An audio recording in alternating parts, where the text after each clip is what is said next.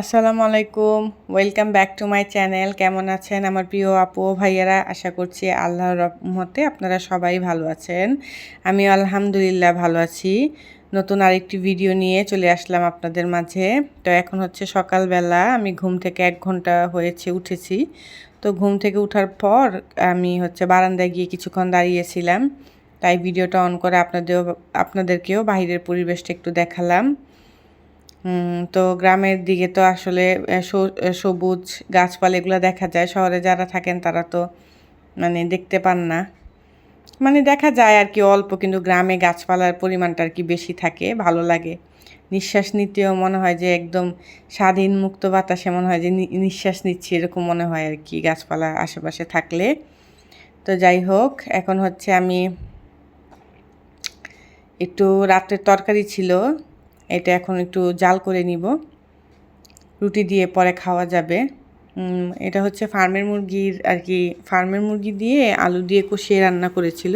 আসলে রান্নাটা বাবুর আব্বু করেছে, এই কারণে একটু গুঁড়া গুঁড়ো হয়ে গিয়েছে আর কি। আমাকে বলেছে যে দাও আমি রান্না করি, আসলে ছেলে মানুষ ওইভাবে তো রান্না করতে পারে না। তো আমি বলছি আচ্ছা করেন। পরে আর কি টেস্ট হয়েছিল, কিন্তু একদম মাংসটা বেশি ঝুরি ঝুরি, ওভার কুক করে ফেলছে, বেশি ঝুরি ঝুরি হয়ে গেছে আর কি। তো যাই হোক, মজাই ছিল, খেয়েছি। তো এতটুকু ছিল, এটা আবার গরম করে রেখেছি, পরে খাওয়া যাবে। আর এখানে হচ্ছে রাত্রে কিছু থালাবাটি ছিল, এগুলো আমি হচ্ছে ধুয়ে নিচ্ছি।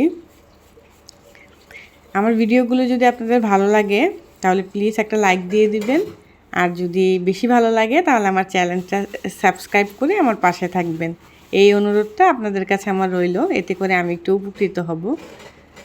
তো এই তো আমি হচ্ছে থালাবাটিগুলো ধুয়ে নিচ্ছি একটা একটা করে। এখানে বেশি থালাবাটি নাই, রাত্রে 2-3টা প্লেট ছিল, আর হচ্ছে ভাতের পাতিলটা ছিল, আর জালি ঢাকনা এগুলো ছিল আর কি, আর গ্লাস ছিল 2টা।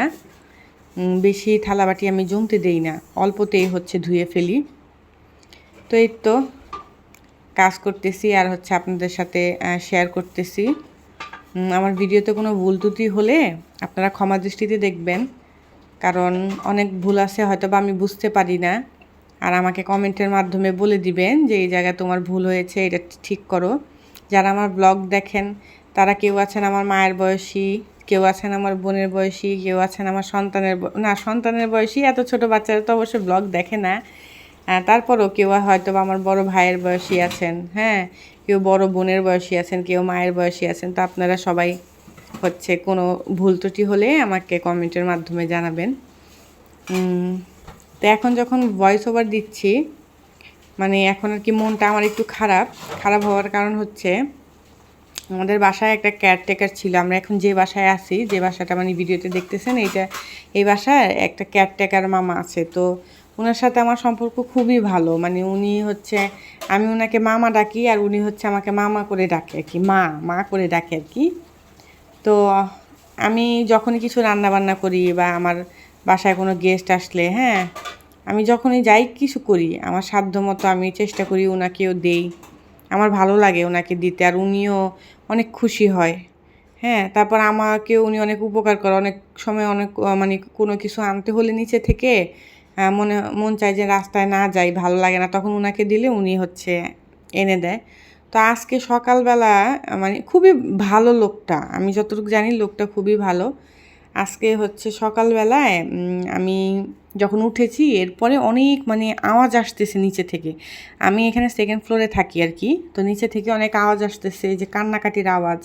হ্যাঁ, তারপর আমাদের যিনি ওনার আছে এই বাড়ি, এই বাড়ির যে মালিক, উনার আওয়াজ আসতেছে। তো আমি বলতেছি এত সকালে কি হয়েছে, এত চিল্লা ফাল্লা কি, কেন এত চিল্লা ফাল্লা হইতেছে?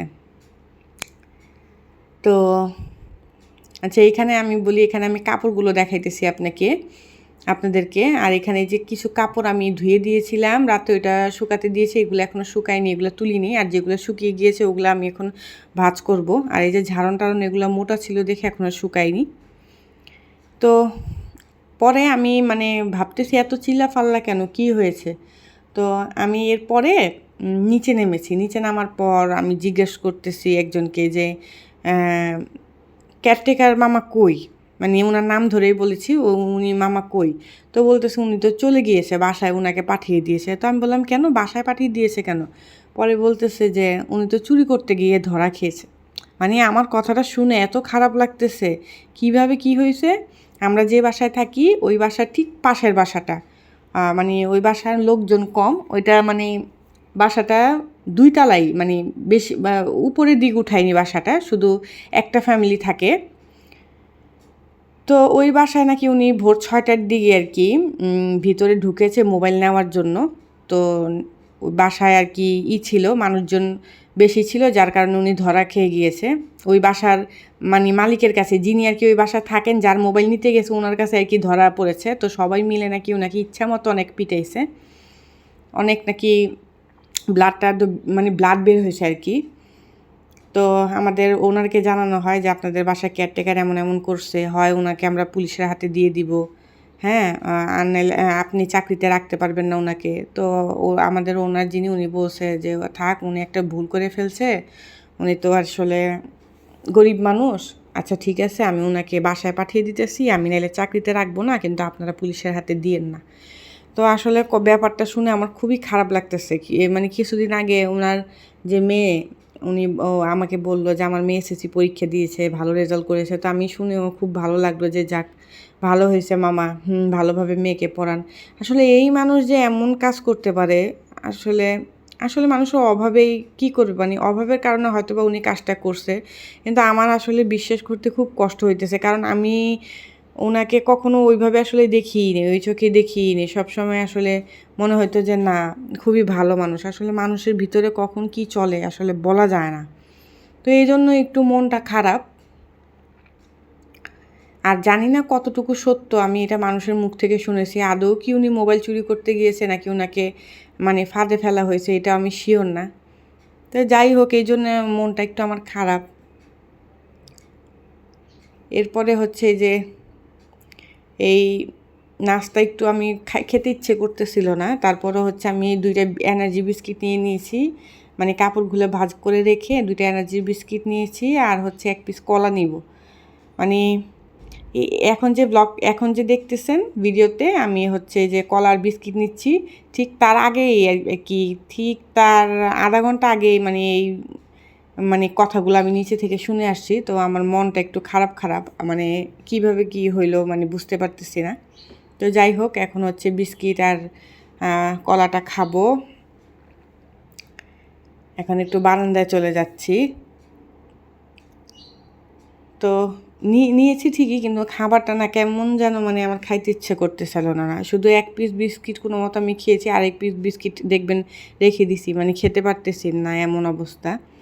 তারপর আসলে সকালে নাস্তা না করলে আসলে গ্যাসের সমস্যা হয়, গ্যাস্ট্রিক হয়। এই কারণে একটু অল্প কিছু মুখে দিয়ে পানি খেয়ে তারপর হচ্ছে রান্নাবান্না করতে যাব। একদম খালি পেটে কিন্তু থাকা যায় না, এই জন্য আর কি খেয়ে নিচ্ছি।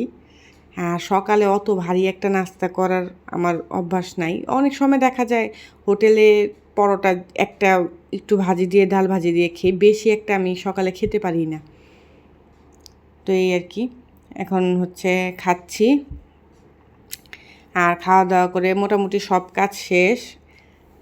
কাপড় হচ্ছে ভাঁজ করে ফেলেছি, থালাবাটিও ধুয়ে ফেলেছি, ঘরটারও ঝাড়ু দেওয়া হয়ে গিয়েছে।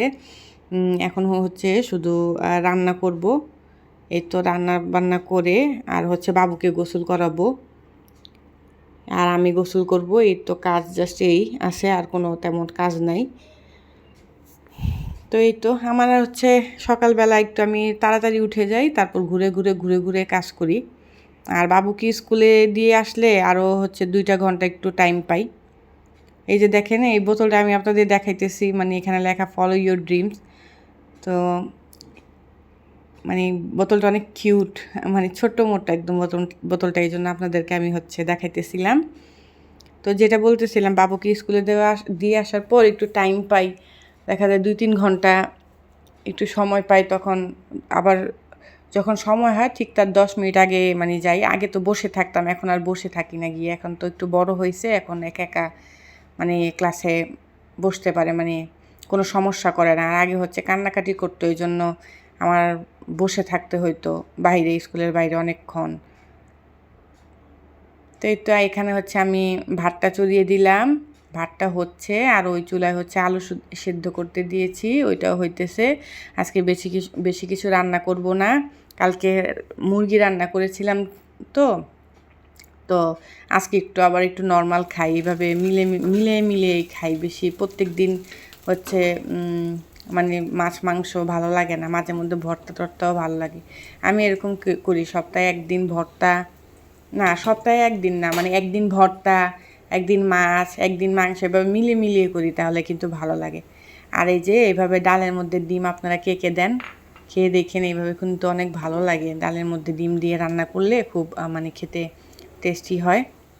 মুখের মধ্যে ডিমের ওই যে ঝুড়িগুলো পড়ে, ডালটা আরও মানে স্বাদটা বেড়ে যায়। তবে এই ডিমটা দিয়ে কিছুক্ষণ এইভাবে নাড়াচাড়া করে নিতে হবে, গরম অবস্থা একদম ফুটান্ত ডালের মধ্যেই দিতে হবে ডিমটা। আর এখানে হচ্ছে পেঁয়াজ আর রসুন বাগার দিব, ডালটা বাগার দিব, এর জন্য পেঁয়াজ আর রসুন হচ্ছে আমি তেলে ভেজে নিচ্ছি ভালো করে।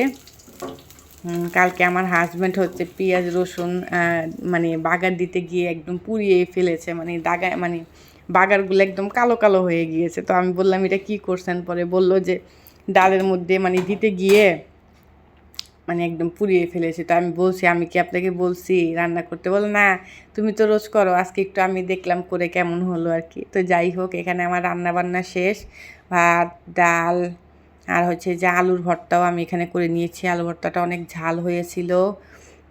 ডিমের ভাজি, 3টা ডিম আমি ভেজে নিয়েছি।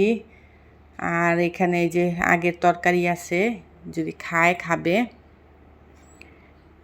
এই তো এরপরে হচ্ছে আমি আর ক্যামেরাটা অন করি নাই, একবারে হচ্ছে সন্ধ্যার সময় আমি একটু নিচে গিয়েছিলাম, তো কিছু জিনিসপত্র এনেছি, তখন আবার ক্যামেরাটা অন করেছি।